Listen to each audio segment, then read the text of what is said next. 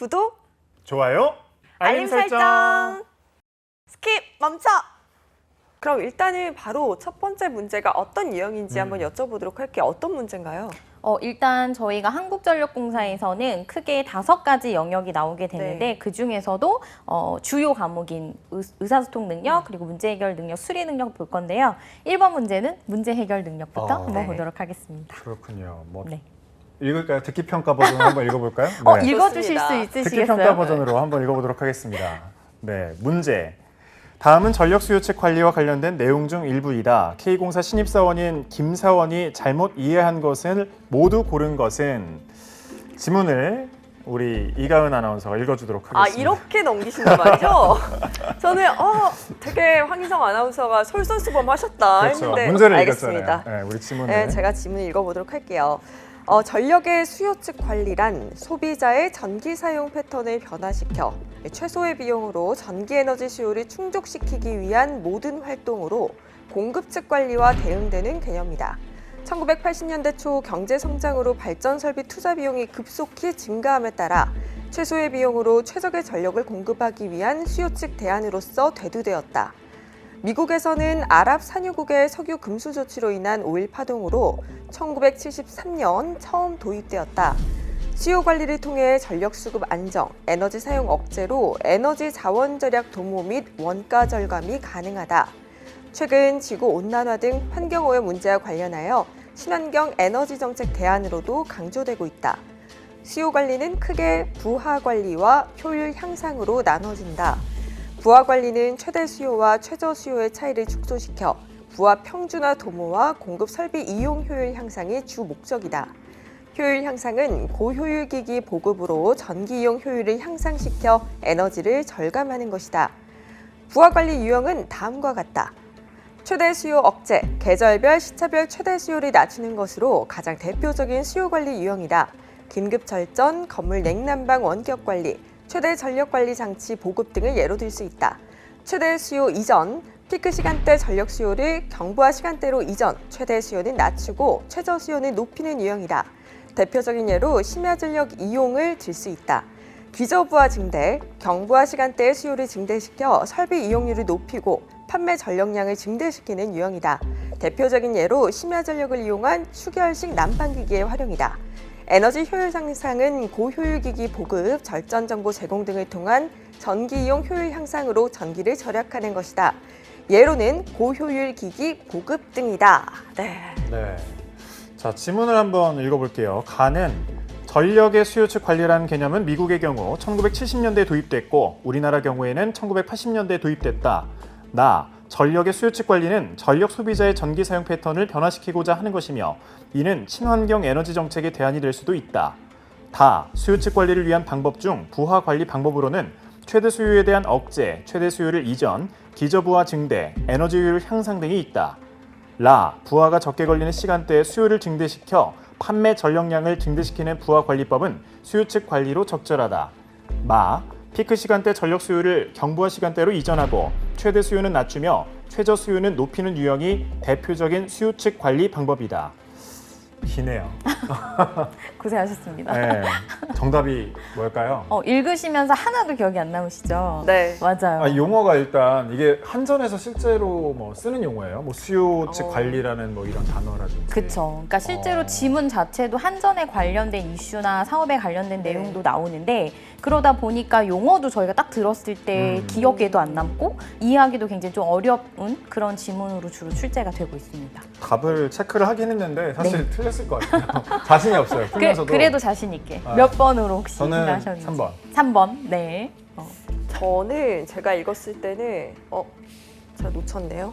확 체크를 해놨는데 이거 느렸어. 읽다가 놓쳤어. 네. 너무 지문이 길어가지고. 저는 4번이요. 4번이요? 네. 그럼 두 분의 차이점이라고 한다면 라. 라가 네. 있는 것 같네요. 일단 두 분 중에 정답이 있습니다. 아, 그래요? 네. 어떡해. 이렇게 어려운 과정 안에서도 정답을 맞춰주셨는데 일단 잘못 이해한 것을 모두 고르는 것은 네. 정답 3번이었습니다. 저 틀렸어요. 네, 그렇죠. 일단 다는 사실 저는 지문을 먼저 다 읽고 풀진 않다 보니까 먼저 밑에 나와 있는 가부터 마까지 내용을 보게 되면 주로 나오는 용어들이 있어요. 그래서 이 지문 자체도 결국에 전력 수요 측 관리에 관련된 내용이거든요. 그래서 그것에 관련돼서 가 같은 경우는 연도가 기입이 되어 있고 나 같은 경우는 친환경 에너지 정책의 대안이라는 표현이 나와 있고요.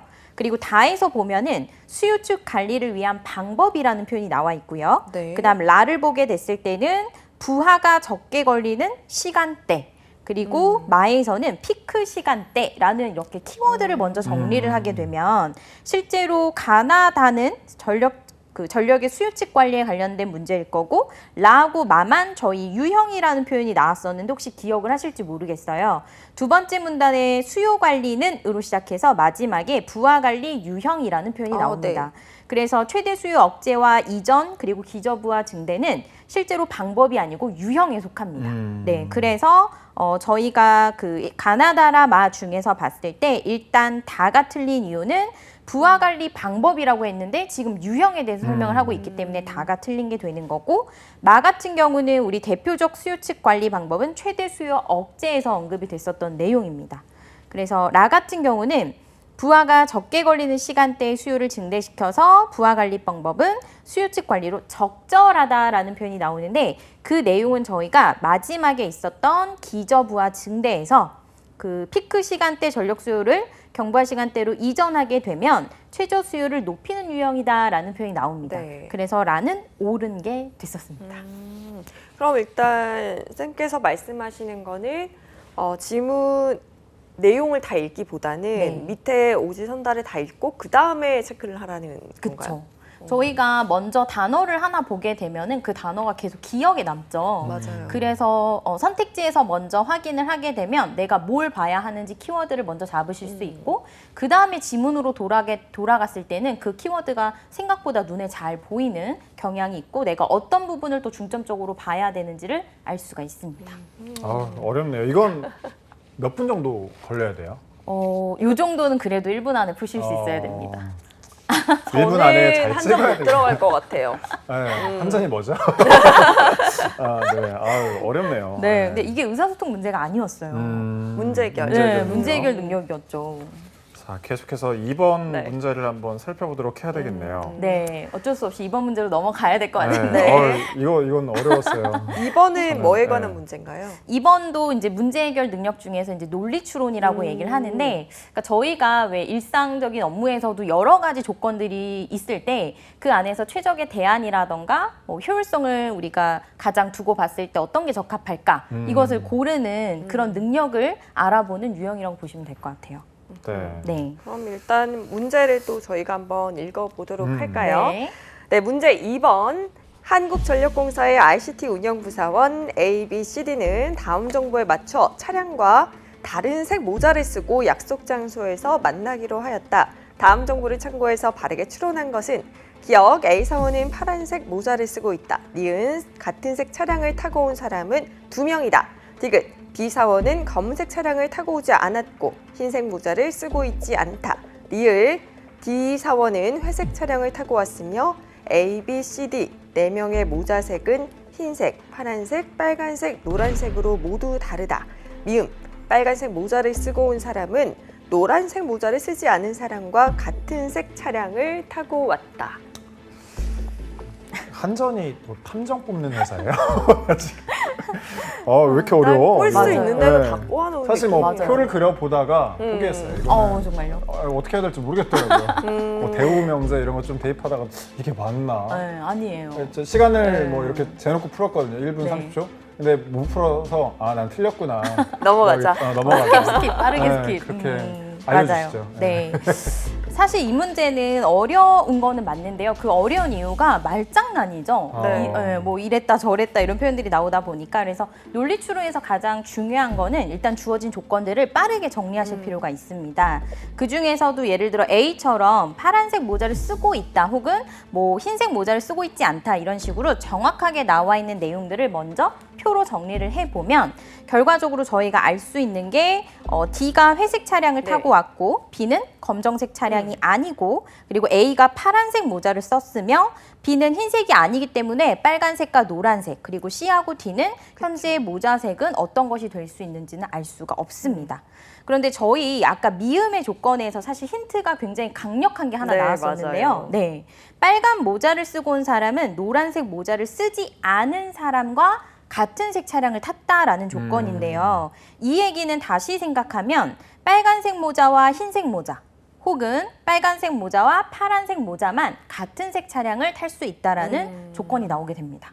그래서 이 두 가지 경우로 나누게 됐을 때 저희 1, 2, 3, 4, 5번 중에 바르게 추론한 것을 골라야 하는데 만약에 지금 1번과 2번 선택지를 보게 된다면 B사원이 회색 차량을 타고 왔다라는 조건이 나오게 됩니다. 그러면 저희가 지금 B하고 D가 같은 차량이 되기 때문에 B와 D 중에서는 빨간색과 흰색 요렇게만 성립이 된다라는 걸 아실 수가 있을 거예요. 네, 그렇게 되면은 결과적으로 우리 D가 흰색을 쓰게 되는 거고 그다음에 C가 노란색 모자를 쓰게 됩니다. 그런데 1번과 2번에서 C는 노란색 모자를 쓰고 있지 않다라고 했고 D는 노란색 모자를 쓰고 있다고 했기 때문에 바른 추론이 될 수가 없고요. 그래서 4번이 정답이 되는데 제가 아까 말씀드린 것처럼 일단 빨간색과 흰색 혹은 빨간색과 파란색이라고 설명을 드렸는데 D의 조건을 보게 되시면 D가 만약에 빨간색 모자를 쓰고 있다면 A는 현재 파란색 모자이잖아요. 네. 그러니까 바로 성립이 된다라는 걸 알 수가 있죠. 네, 그래서 실제로 처음에 문제를 봤을 때는 좀 꼬여 있고 많이 어렵다라고 느끼실 수 있는데 주어진 그 조건들 안에서 빠르게 경우의 수를 먼저 캐치하시고 그 다음에 적용을 하게 되면 생각보다 단순하게 또 풀릴 수 있는 유형이었습니다. 이런 문제를 보면 네. 그러니까 어느 부분을 딱 보고 나서 아 이거는 표를 그려야 되겠다라고 먼저 생각을 해볼 수가 있을까요? 일단 논리 추론은 저는 추천드리는 거는 무조건 표를 정리하시는 게 좋다라고 생각이 들어요. 네. 아니면 본인이 쓰다가 헷갈리게 되거든요. 맞아요. 네, 그래서 꼭 표를 그린다의 느낌보다는 주어진 조건들을 좀 꼼꼼하게 잘 체크해 두셔야 본인이 나중에 풀면서도 안 헷갈릴 수 있겠죠. 네. 네. 보면은 항상 이런 유형의 문제는 다른 공기업에서도 나오는 것 같더라고요. 맞습니다. 근데 특히나 한전은 논리 추론이 조금 더 어렵습니다. 아유, 예. 네, 여러분 화이팅 하시고요. 함정의 산주였어요. 저희는 그럼 3번 유형은 또 다른 걸까요? 네, 수리 능력으로 넘어가는데요. 네, 오늘은 특별히 자료 해석으로 준비를 해봤습니다. 네. 네. 자, 문제는 일단 뭐 표가 숫자가 굉장히 많이 나와 있고 네. 2015년, 19년까지 나와 있고 보기를 한번 읽어 볼게요. 네. 문제는 뭐 일단 숫자가 많네요. 네. 자, 보기 1번. 2019년 한전 및 발전 자회사의 발전기 대수당 발전 용량은 기타 발전 회사의 발전기 대수당 발전 용량의 160배 이상이다. 2번. 기타 연료원의 발전 용량은 2017년에 비해 19년에 5,000% 이상 증가했다. 3번. 양수 대비 신재생 에너지 발전 용량은 2015년에 비해 19년에 2배 이상이 됐다. 4번. 한전 및 발전사 회사는 매 조사 연도 원자력 발전의 발전 용량을 100% 책임지고 있다. 일단 이게 네. 문제 하나에 굉장히 다양한 그러니까요. 종류가 있는 표가 두 개가 나왔잖아요. 네. 이런 문제 같은 경우는 뭐부터 저희가 파악을 하는 게 좀 효율적일까요? 일단 이제 수리 능력에서도 자료 해석 파트인데 또 한전은 네. 자료 해석 파트가 어렵기로 유명합니다. 그래서 지금 말씀 주신 것처럼 일단 옳은 것을 골라야 하는데 표의 일단 특징들을 먼저 살펴보실 필요가 있을 것 같아요. 표가 두 가지인데 1번 표에서는 19년도에 관련돼서 사업자별 각 연료원의 발전 용량 및 발전 기대수의 현황으로 나와 있습니다. 그래서 전체적인 표를 빠르게 읽고 넘어간다면 하나의 연도가 지정이 되어 있고 그 안에서 합계와 한전 및 발전 자회사 그리고 기타 발전 회사 두 가지로 나뉘어져 있다는 걸 보실 수 있고요. 밑에 표 2에서 보게 되면 2015년부터 19년도까지의 연료별 발전 용량의 구성 현황이 나와 있습니다. 네. 그래서 표의 특징을 보자면 표 2는 전체적인 내용이라면 표 1은 19년도에 한해서만 나와 있는 내용이다라는 거를 먼저 확인하실 필요가 있을 것 같아요. 그러네요. 네. 그리고 그리고 이제 1, 2, 3, 4를 직접 한번 보셔야 되는데 네. 사실 1, 2, 3, 4에 나와 있는 맨 마지막 그 숫자들이 눈에 많이 보이실 것 네, 같아요. 맞아요. 160배 이상, 뭐 5,000% 이상, 2배 이상, 100% 책임지고 있다. 뭐 이런 내용이 나와 있는데 혹시 여기서 무조건 이건 아닐 것 같다라는 혹시 번호 있으실까요? 1, 2, 3, 4번 저는 중에? 무조건 맞을 것 같다는 4번요. 아, 저는 글쎄요 4번 틀리다라고 했는데 아, 그래요? 아니 모르겠어요. 저는 네, 3번만 맞다라고 하고 하는 게 있거든요. 갑자기 자신감이 너무 네, 없어지면 아니, 왜냐면 진짜 저도 없어졌어요. 빠르게 봤어요. 근데 아니, 시간을 정해놨어요. 아, 이거 시간 정해놓고 1분 안에 해야지. 아, 1분 안에. 그래서 정말 대충 하고 곱하기 하고 막 이렇게 했거든요. 알겠습니다. 하는 것처럼. 근데 그래도 네. 노력을 하셨으니까. 네. 틀렸을 것 같아. 근데 일단 4번은 옳지 않은 겁니다. 그래요? 네, 왜냐면 오. 지금 저희 보게 되면 100%를 책임지고 있다라는 표현이 나와요. 네. 네. 근데 사실 이게 의사소통이나 여러 가지 영역에서도 반드시 뭐 100% 이것을 명확하게 저희가 평가할 수가 없거든요. 네, 그래서 사실 저희 표에서 보게 되면은 그 매 조사 연도를 지금 기준으로 봤을 때 2015년부터 19년도까지 우리가 이 표만으로는 원자력 발전의 발전 용량을 100% 책임지고 있다라는 건 사실 알 수가 없습니다. 이 표 안에서는. 아. 네. 그러니까 뭔가 더 주어진 조건들이 있거나 표가 있어야만 사실 알 수 있기 때문에 일단 4번은 아니거든요. 그러면 정답은 일단 3개가 되거나 최대가 3개가 되겠죠. 옳은 게. 네. 네. 그리고 1번하고 그러면 5번이 바로 소거가 될 거고 결국에 1개, 2개, 3개 중에 되는데 아까 3번이 옳은 것 같다라고 얘기해 주셨잖아요. 네. 혹시 이유가 있을까요? 기억이 안 나요. 빠르게 풀게 풀었는데 아니 이거 계산을 해보니까 네. 뭐 하나가 전체적으로 2배 이상이 된 것 같더라고요. 근데 뭔가를 보시긴 한 것 같아요. 아니, 되게 급하게 풀어가지고. 네, 맞아요. 급하게 푸는데 정답을 또 맞출 수도 있기 때문에 네. 일단 3번 같은 경우는 2015년에 관련된 자료잖아요. 네네. 그럼 표 2에서 확인하시면 되겠죠. 2015년에 지금 양수 대비 신재생인데 지금 2015년 기준으로 양수가 4,700 그리고 신재생이 7,420으로 되어 있고요. 네. 그다음 19년 자료를 보게 되면 4,700 거기에 15,791로 되어 있습니다. 그렇다면 15년에 비해서 19년도가 2배 이상 된 것인가를 본다라고 했을 때 지금 양수의 수치가 서로 동일하거든요. 그렇다면 이런 경우에는 저희가 그 나머진 숫자인 7,420과 15,791이 과연 2배 이상이 되느냐만 확인하시면 됩니다. 아마 이걸 됩니다. 보셨을 것 같아요. 맞아요. 맞아요. 네, 기억이 그래서 나네요. 네, 갑자기 기억이 나시죠? 네, 네, 바로 그렇게 해서 3번은 옳은 게 됩니다. 네, 그리고 네, 2번 아닌 것 같아요. 네, 왜 그럴까요? 일단 2017년도에 있는 기타 연료원이 네, 5,000% 이상 한번 해봤더니 22에서 너무 1118이니까 곱해 보니까 5천이 안 되더라고요. 네, 어떻게 우리 지금 이가은 아나운서님 네, 어떻게 보셨다고요? 어떻게 그러니까 22에서 1118인 거잖아요. 네, 맞아요. 이게 5,000%가 안 되더라고요. 맞아요. 네. 그 되게 단순하게 푸시면 되거든요. 네네. 저희 그냥 22에 5천을 곱하시면 되는데 그 곱한 숫자가 실제로 1,100이 돼요. 네. 그런데 우리 주어진 수치는 지금 어떻게 나와 있죠? 1118로 나와 있죠. 그렇기 때문에 5,000% 이상 증가한 게 아닌 게 되는 겁니다. 네, 그래서 2번도 틀린 게 됩니다. 그렇다면 이제 1번만 남았는데 네. 1번은 과연 어떻게 될까요? 1번을 저는 계산을 했는데 네. 했을 때 맞게 나왔어요. 계산하시느라 고생하셨겠어요. 네. 실제로는 저희 아마도 1번 유형 같은 경우는 취준생분들은 이제 많이 풀어보셨을 건데 뭐 전년 대비 혹은 증감률, 뭐 증가율 이런 거 구하실 때 우리 구해봤던 것처럼 분모와 분자를 이용해서 저희 얼마나 증가를 했는지를 확인하시는 방법으로 문제를 푸시면 되는데 제가 오늘 가져온 방법 중에 하나는 지금 한전 및 발전 자회사의 수치를 보게 되면은 671분에 83,672를 네. 구해야 합니다. 그럼 이런 경우에 물론 어렵진 않지만 어림산을 이용하셔서 예를 들어 분모를 두 자릿수로 반올림을 해서 보시면 70이 되고 분자 같은 경우도 10의 자리에서 반올림을 하게 되면 8,370으로 보실 수가 있어요. 그럼 대략 이 수치가 120이 넘어간다라는 걸 확인하실 수 있고 그다음 기타 발전 회사도 역시나 어림 계산으로 계산을 하게 되면 대략 0.68 정도가 나오게 됩니다. 그래서 120과 0.68 요 수치를 이용해서 풀게 되면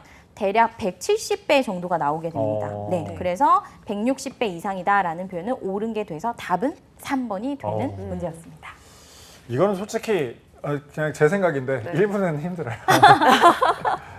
알겠습니다. 아니, 솔직히 지금 나온 문제 다 1분 힘들어요. 네, 이거 맞아요. 어떻게 풀어, 1분에. 네.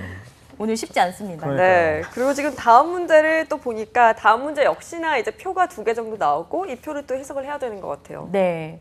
앞에서 그래도 방법을 좀 알려드리긴 했지만 이게 또 유형이 바뀌면 네. 취준생분들도 아마 공감을 하실 건데 바뀌면 잘 모르겠어요. 이 얘기를 많이 하시더라고요.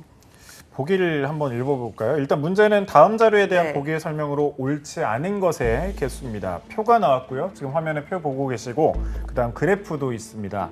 그래프 그리고 보기를 한번 읽어드릴게요. 2015년부터 19년 토지 국유재산의 증감 방향과 동일한 국유재산 종류가 있다. 2번 2016년 행정재산은 전체 국유재산의 75% 이상이다. 3번 2016년 대비 2019년에 가장 증가율이 큰 종류별 국유재산은 기계기구이다. 4번 2019년의 유가증권은 15년의 유가증권에 비해 33.3% 이상 증가했다. 역시 옳지 않은 것에 대한 이번엔 개수네요. 네. 아 이것도 역시 다 비교를 해봐야 되는 거죠? 대입을 해봐야 되는 거죠? 그렇죠.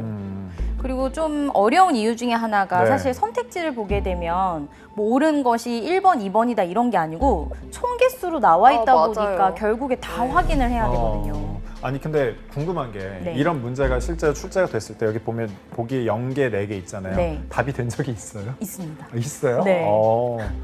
아 그럼 찍지도 못하겠네요. 아, 한 점은 찍으면 네. 오답감점 여부가 아, 있어서 네. 아 역시 다 대입을 해봐야 되겠네요. 저는 솔직히 자신이 없어요. 왜 이렇게 근데 지금 오늘 이렇게 네. 약한 모습을 자꾸 아, 그러니까요. 보이시는데 모든 문제가 지금 다 자신이 없으셔요. 네, 오늘. 지금 네. 일단은 저희가 하나씩 확인을 해보는 게 좋을 것 같습니다. 지금 네. 1번이 2015년에서 19년 국유재산 증감 방향이라는 거는 이제 올랐다 내렸다 이거인 것 같아서 네, 맞아요. 일단 위에서부터 하나씩 확인을 했어요. 뭐 옳은 거에서 옳은 거 있는 거를 체크를 하고 X를 했을 때 네. 있었거든요. 근데 뭐가 있었는지 지금 기억이 잘 안 나네요.